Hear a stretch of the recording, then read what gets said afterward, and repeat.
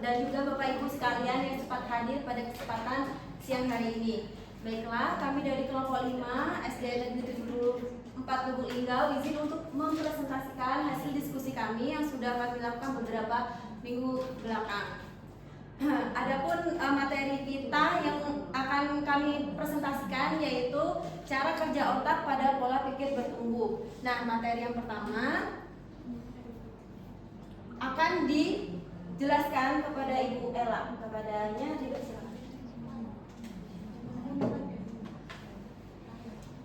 Baik, terima kasih. Saya akan menjelaskan hasil diskusi dari kelompok kami. Yang pertama yaitu apa masalah yang dialami oleh Dina. Masalah yang dialami Dina yaitu Dina ini memiliki pola pikir tetap atau fixed mindset yang ditandai dengan keyakinan bahwa kemampuan otaknya statis dan tidak dapat berubah, sehingga mudah menyerah pada materi sulit serta bergantung pada orang lain.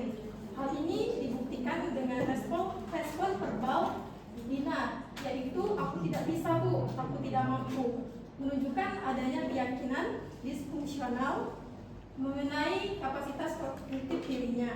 Masalah utamanya bukan terletak pada kemampuan intelektual semata, melainkan pada pola pikir dan keyakinan internal yang menghambat proses belajar. Hal ini juga terkait erat dengan constraint based thinking atau CBT, di mana fokus utama pada keterbatasan dan hambatan seperti contohnya otakku tidak mampu, yang memicu respons ancaman yang menghindari tantangan dan dia tidak mau mencoba. Baik, itu saja. Baik, materi yang kedua akan disampaikan oleh Ibu Titi. Kepadanya silakan. Baiklah, selanjutnya yaitu yang nomor 2. Di sini kasus Dina ini mencerminkan pola pikir fixed mindset, yaitu keyakinan bahwa kecerdasan bersifat statis dan tidak dapat dikembangkan melalui usaha atau strategi belajar. Keyakinan ini membuat Dina memandang kesulitan sebagai bukti ketidakmampuan, bukan sebagai tantangan yang dapat diatasi. Selain itu, Dina juga menunjukkan constraint based thinking atau CBT, yakni pola berpikir yang membatasi potensi diri melalui asumsi internal yang bersifat negatif dan irasional. CBT ini menjadi penghalang psikologis yang menyebabkan Dina tidak mau mencoba, menghindari risiko kesalahan, dan menghambat keterlibatannya secara aktif dalam pembelajaran. Materi yang selanjutnya akan dibacakan oleh Ibu Nadila. Kepadanya silakan. Baik, terima kasih atas kesempatannya. Di sini yang nomor 3 yaitu peran neuroplastisitas dalam konteks kasus Dina, di mana konsep neuroplastisitas ini menegaskan bahwa struktur dan fungsi otak dapat berubah sebagai respon terhadap pengalaman belajar dari latihan yang berulang dan lingkungan yang mendukung. Jadi dalam kasus Dina ini kesulitan memahami materi bukan karena indikator keterbatasan yang permanen, melainkan bagian dari proses adaptasi otak dalam membangun koneksi saraf baru. Nah, peran guru menjadi krusial dalam mengoptimalkan neuroplastisitas ini melalui pemberian scaffolding, penguatan terhadap usaha, serta penciptaan event kelas yang aman secara psikologis. Dengan strategi pedagogis yang tepat, guru dapat membantu Dina merekonstruksi keyakinan belajarnya sehingga terjadi pergeseran dari pola pikir tetap menuju pola pikir yang bertumbuh atau berkembang yang lebih adaptif dan konduktif.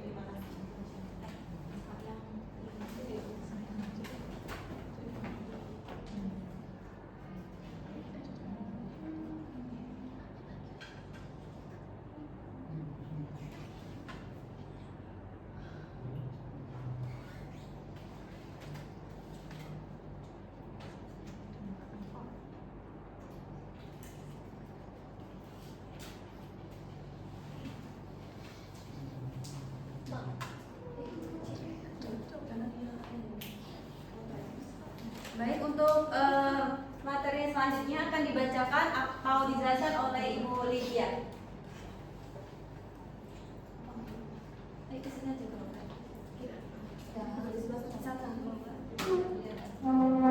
Baik, terima kasih atas kesempatannya. Saya akan menjelaskan poin 4 yaitu pergeseran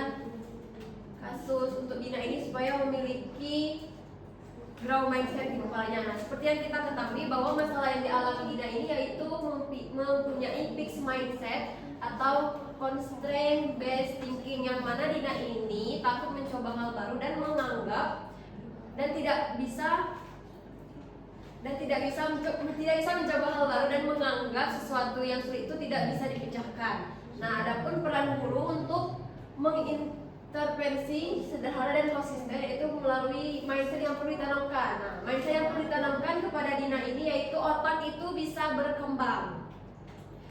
Mindset yang kedua yang perlu kita tanamkan yaitu ubah kata tidak menjadi kata belum. Nah, kita harus menanamkan ini kepada Dina dengan jangan menjawab langsung aku tidak bisa Bu, tapi harus menjawab dengan aku belum bisa, aku mau belajar, seperti itu. Nah, mindset yang selanjutnya yang harus kita tanamkan yaitu menganggap kesulitan itu sebagai tanda otak sedang belajar. Tandanya kalau kita ada kesulitan berarti otak kita sedang bergerak. Nah, adapun skill set yang harus guru tanamkan kepada Dina yaitu menggunakan bahasa bertumbuh, memberi pujian kepada usaha dan bukan hasil. Nah, dari usaha saja kita harus sudah memuji atau menghargai usaha dari peserta didik kita, terutama pada kasus Dina ini. Nah, selanjutnya yang harus kita terapkan untuk menumbuhkan growth mindset pada anak yaitu dengan menciptakan rasa aman untuk mencoba. Jadi kita jangan membatasi anak-anak. Jadi anak itu harus kita latih untuk mencoba hal baru. Selanjutnya tool set atau strategi konkret yang bisa kita lakukan yaitu dengan mengatakan kalau sulit berarti otakmu sedang membangun jalan baru. Selanjutnya memberi soal bertahap, tidak terlalu mudah dan tidak terlalu sulit. Nah, kita bisa memberikan soal yang mudah-mudah terlebih dahulu. Ketika soal mudah sudah bisa dijawab dengan baik, maka kita bisa melakukan soal yang lebih sedikit sulit atau bertahap supaya bisa mengerjakan soal yang hot juga. Selanjutnya itu mengajak Dina merefleksi singkat setelah mencoba. Jadi setelah kita memberikan percobaan kepada Dina, kita juga harus mengajak Dina untuk merefleksi apa aja yang sudah dia lalui, apakah ada keberanian atau sudah bisa gitu ya. Selanjutnya yang terakhir yaitu saat kita memberikan soal atau memberikan wejangan kepada Dina, kita tidak langsung memberikan jawaban, tetapi kita juga harus memberikan kesempatan kepada Dina untuk mencoba menjawab. Nah, dengan 3 proses ini, proses yang terjadi yaitu diharapkan Dina mulai mencoba, otak Dina membentuk koneksi baru, sinapsis diperkuat, dan respon takut berubah menjadi rasa ingin tahu. Nah, jika intervensi konsisten, maka respon ancaman yang dialami oleh Dina itu akan berkurang. Aktivitas area koreksi kesalahan meningkat. Nah, selanjutnya juga koneksi sinapsis Dina bisa diperkuat dan terjadi pergeseran dari fixed mindset menjadi growth mindset. Terima kasih, saya kembalikan ke Ibu Umi. Baiklah Bapak Ibu sekalian, itulah tadi presentasi dari kelompok kami. Apabila Bapak Ibu ingin memberikan saran atau masukan, dipersilahkan.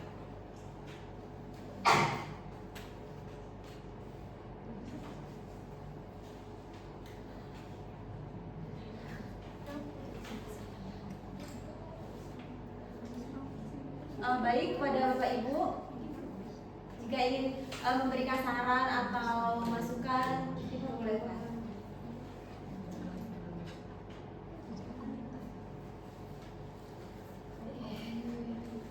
Kalau nggak ada, langsung tutup aja gimana? Setidaknya harus ada perwakilan. Yang bertanya juga nanti di videokan. Iya, silakan.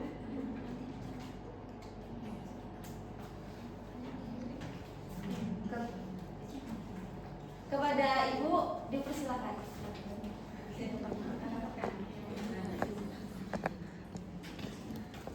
Sudah berdiri Bu. Baiklah, perkenalkan nama saya Ratri Zahrani Juhar, perwakilan dari kelompok 1. Izin bertanya, kan kita ingin mengubah pola pikir Dina itu dari fixed mindset ke growth mindset. Nah, selain kita harus memberikan afirmasi yang positif, motivasi dan sebagainya, perlu tidak kita sebagai guru itu mendesain pembelajaran yang lebih sesuai, menyesuaikan dengan karakter si Dina itu. Mendesain pembelajaran, kayak pembelajaran yang lebih mungkin menyesuaikan medianya atau menyesuaikan kayak langkah-langkah pembelajarannya dengan si Dina itu supaya dia lebih termotivasi untuk belajar. Mungkin kan kita nggak tahu kan, di satu sisi mungkin Dina itu apa bosan dengan cara belajarnya atau bagaimana itu. Jadi perlu tidak kita tuh mendesain pembelajaran yang lebih berfokus ke Dina itu. Sekian, terima kasih.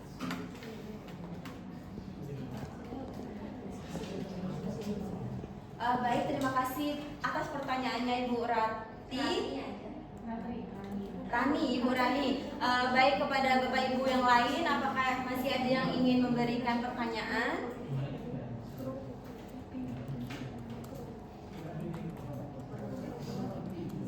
Jika tidak ada, mungkin berikan kami sedikit waktu untuk mendiskusikan pertanyaan dari Ibu Rani.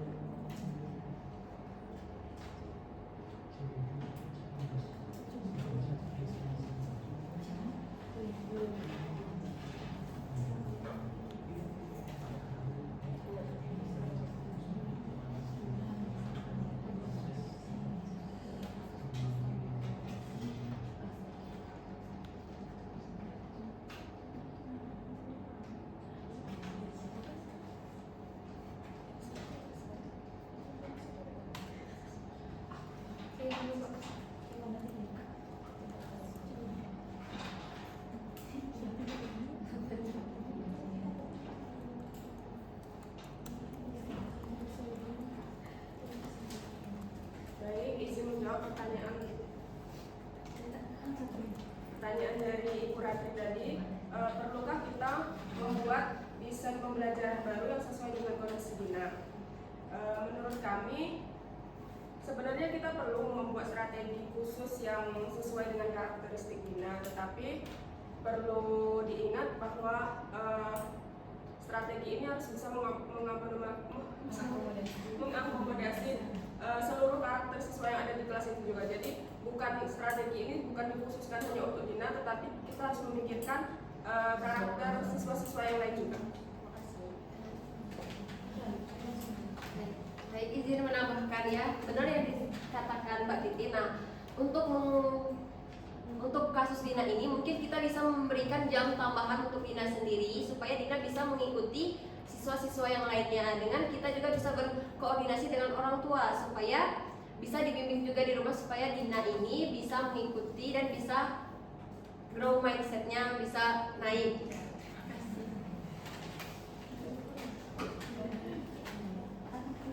Oke, baiklah, itu mungkin itu jawaban dari kelompok kami. Apakah Ibu Rani bisa paham atau bisa menerima penjelasan dari kami? Oke, terima kasih kepada Ibu Rani dan kepada Bapak Ibu sekalian yang masih ingin memberikan pendapat atau bertanya, dipersilakan.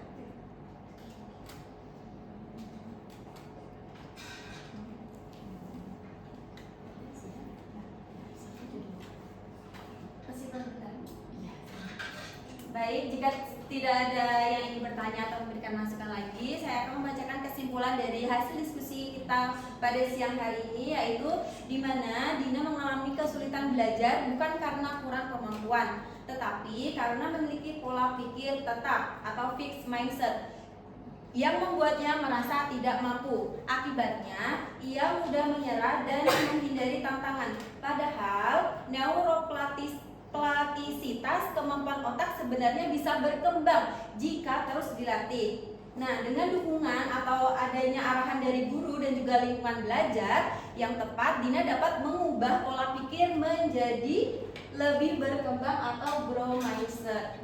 Baiklah, mungkin itu saja diskusi kita pada hari ini. Terima kasih atas partisipasinya Bapak Ibu sekalian, dan kami akhiri. Wabillahi taufiq wal hidayah. Wassalamualaikum warahmatullahi wabarakatuh. Waalaikumsalam.